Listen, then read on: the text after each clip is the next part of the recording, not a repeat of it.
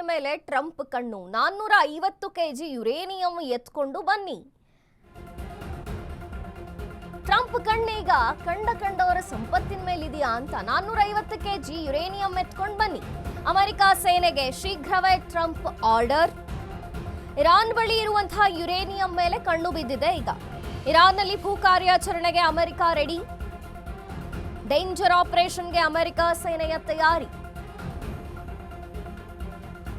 ಇರಾನ್ಗೆ ನುಗ್ಗೋದು ಅತ್ಯಂತ ಅಪಾಯಕಾರಿ ನಡೆ.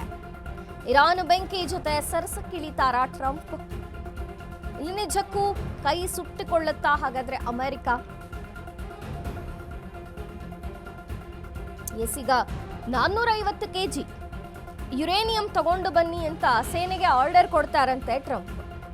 ಒಂದು ಕಡೆ ತೈಲ, ಮತ್ತೊಂದು ಕಡೆ ಸರ್ವಾಧಿಕಾರವನ್ನು ಸಾಧಿಸಬೇಕು ಇರಾನ್ ಮೇಲೆ ಅನ್ನುವಂಥದ್ದು, ಮತ್ತೊಂದು ಕಡೆ ಈ ರೀತಿಯಾಗಿ 450 ಕೆಜಿ ಯುರೇನಿಯಂನ ಎತ್ಕೊಂಡು ಬನ್ನಿ ಅಂತ ಟ್ರಂಪ್ ಇರಾನ್ ಬಳಿ ಇರುವಂತಹ ಯುರೇನಿಯಂ ಮೇಲೆ ಕಣ್ಣು ಬಿದ್ದಿದೆ ಈಗ. ಇರಾನ್ನಲ್ಲಿ ಭೂ ಕಾರ್ಯಾಚರಣೆಗೆ ಅಮೆರಿಕ ರೆಡಿಯಾಗಿದೆ. ಡೇಂಜರ್ ಆಪರೇಷನ್ಗೆ ಅಮೆರಿಕ ತಯಾರಿ ನಡೆಸ್ತಿದೆಯಾ? ಇರಾನ್ಗೆ ನುಗ್ಗೋದು ಅತ್ಯಂತ ಅಪಾಯಕಾರಿ ನಡೆ. ಇಷ್ಟು ದಿನ ಹೊರಗಿನಿಂದಲೇ ನಿಂತ್ಕೊಂಡು ಯುದ್ಧವನ್ನ ಮಾಡ್ತಾ ಇದ್ರು. ಕ್ಷಿಪಣಿ ದಾಳಿ, ಡ್ರೋನ್ ದಾಳಿ, ಬಾಂಬ್ ಅಟ್ಯಾಕ್ ಇವೆಲ್ಲವೂ ಆಯ್ತು. ಈಗ ಇರಾನ್ನೊಳಗೆ ನುಗ್ಗಿ ಈ ಯುರೇನಿಯಂ ಅನ್ನ ಹೊತ್ಕೊಂಡು ಬನ್ನಿ ಅಂತ ಸೈನಿಕರಿಗೆ ಆರ್ಡರ್ ಕೊಡ್ತಿದ್ದಾರೆ.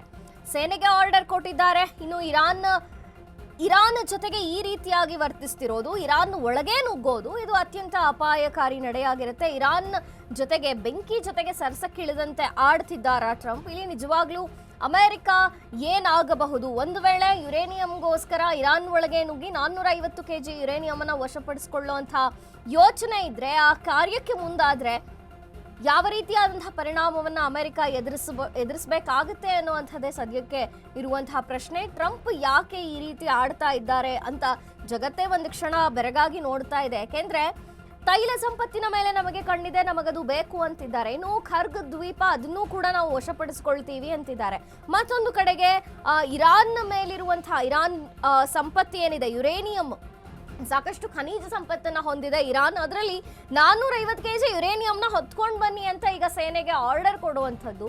ಇದೆಲ್ಲವನ್ನ ನೋಡಿದ್ರೆ ಕಂಡವರ ಸಂಪತ್ತಿನ ಮೇಲೆ ಟ್ರಂಪ್ ಕಣ್ಣು ಹಾಕೋದು ಮತ್ತು ಸರ್ವಾಧಿಕಾರ ಧೋರಣೆಯಿಂದ ಈ ರೀತಿಯಾಗಿ ಭೀಕರ ಯುದ್ಧ ಮಾಡಿ ವಶಪಡಿಸಿಕೊಳ್ಳೋಕೆ ಮುಂದಾಗೋದೇನಿದೆಯಲ್ಲ, ಈಗ ಜಗತ್ತೇ ವಿಶ್ಲೇಷಣೆ ಮಾಡ್ತಾ ಇದೆ. ಇದು ಅಮೆರಿಕಾಗೆ ಅತ್ಯಂತ ಆಪತ್ತಿನ ಸಂಗತಿ. ಇನ್ನು ಜಗತ್ತು ಕೂಡ ಇದರಿಂದ ಜಗತ್ತಿಗೇನು ಒಳ್ಳೇದಾಗಲ್ಲ ಈ ಥರ ಯುದ್ಧಗಳು ನಡೆದ್ರೆ ಅನ್ನುವಂಥದ್ದು. ಇನ್ನು ಇರಾನ್ ಅದು ಕೂಡ ಏನೋ ಸುಮ್ಮನಿಲ್ಲ, ಪ್ರತಿದಾಳಿಯನ್ನ ಮಾಡ್ತಾ ಇದೆ. ಬಹಳಷ್ಟು ಸ್ಟ್ರಾಂಗ್ ಆಗಿಯೇ ಪ್ರತ್ಯುತ್ತರವನ್ನ ಕೊಡ್ತಾ ಇದೆ ಅಮೆರಿಕಾಗೆ. ಹಾಗಾಗಿ ಈ ಯುದ್ಧದ ಭೀಕರತೆ ಎಲ್ಲಿಗೆ ಹೋಗಿ ಮುಟ್ಟುತ್ತೋ, ಯಾವ ರೀತಿಯಾಗಿ ಮುಂದಿನ ಒಂದು ನಡೆಗಳಿರುತ್ತೆ ಅನ್ನೋದನ್ನ ಕಾದು ನೋಡಬೇಕಿದೆ.